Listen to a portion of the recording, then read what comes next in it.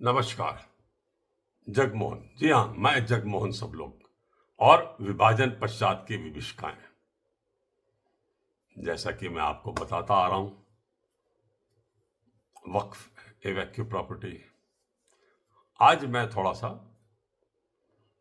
जो grievance redressal portals हैं उनके बारे में बात करना चाहता हूं।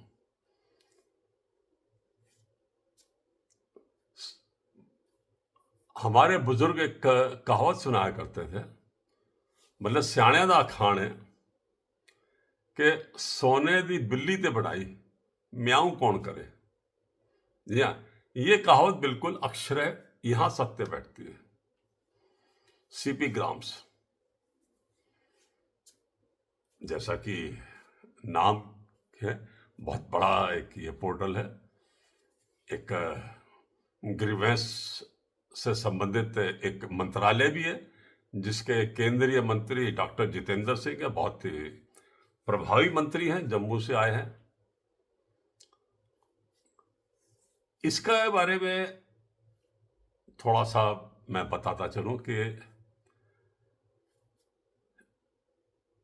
केंद्र सरकार का दिया हुआ सब कुछ है, रजिस्ट्रेशन है, आगे उसको फॉरवर्ड करने का है, और जो ग्रीव्ड है, जो दुखी है, जो फरियादी है, उसको अपने फरियाद को ट्रैक करने का भी उसमें प्रोविजन है।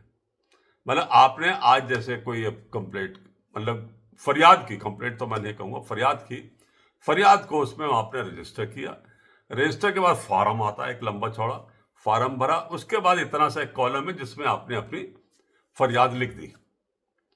फरियाद लिखने के बाद आप उसको ट्रैक करते हैं, उसमें आपको एक नंबर मिलता है जिसमें आप ट्रैक करते हैं। ट्रैक करने के बाद आपको पता चलता है कि आपकी फरियाद संबंधित विभाग को या संबंधित मंत्रालय को भेज दी गई। आप खुश हो जाते हैं कि भाई ये तो इतना जल्दी, इतना तुरंत, मतलब आपकी ग्रीवेंस चली गई।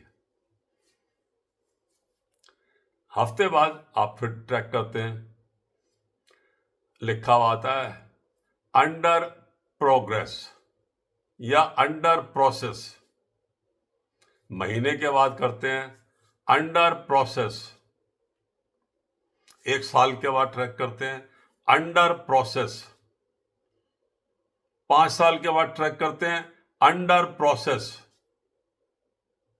और 5 साल के बाद वो ऑटोमेटिकली आपकी ग्रीवेंस बंद हो जाती है, फरियाद आपकी वो बंद हो जाती है।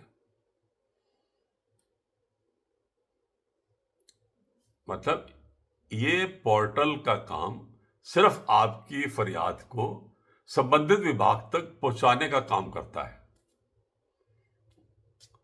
तो क्या इससे समस्या का हल हो जाता है? जी नहीं।